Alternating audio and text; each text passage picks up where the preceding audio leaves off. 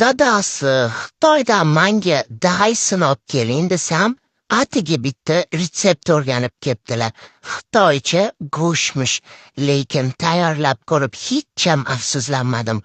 Shunaqa yumshoq, zo'r chiqarkan. Molni lahm qismini parlak qilib to'g'rab, qora murch, razrixlitel, kraxmal, tuxumni oqi va soyani solib 5 daqiqa davomida qo'limizda yaxshilab ezg'ilab 1 soatga strichni tagiga marinovka qilib qo'yamiz. Sousi uchun soya, ustrichni sos va suvga aralashgan kraxmalni solib aralashtiramiz. Voy, ustrichni sos nima edi u deb sharapat bo'lib yozmanglar. Hamma magazinda bor. Marinovka bo'lgan go'shtni ustiga ozgina yog' solib aralashtirib olamiz yopishib qolmasligi uchun va qizib turgan yog'da 8-10 daqiqa baland olovda qovuramiz. Qovurilgan go'shtni qozondan ko'tarib olib, yirik to'g'ralgan ko'k piyozni, tepa qismi sarimsoq va imbirni solib 1 daqiqa davomida qovuramiz. Qozonga qaytib go'shtni solib, ustidan sousini qo'yamiz va 2 daqiqa qovurib, tagini o'chiramiz.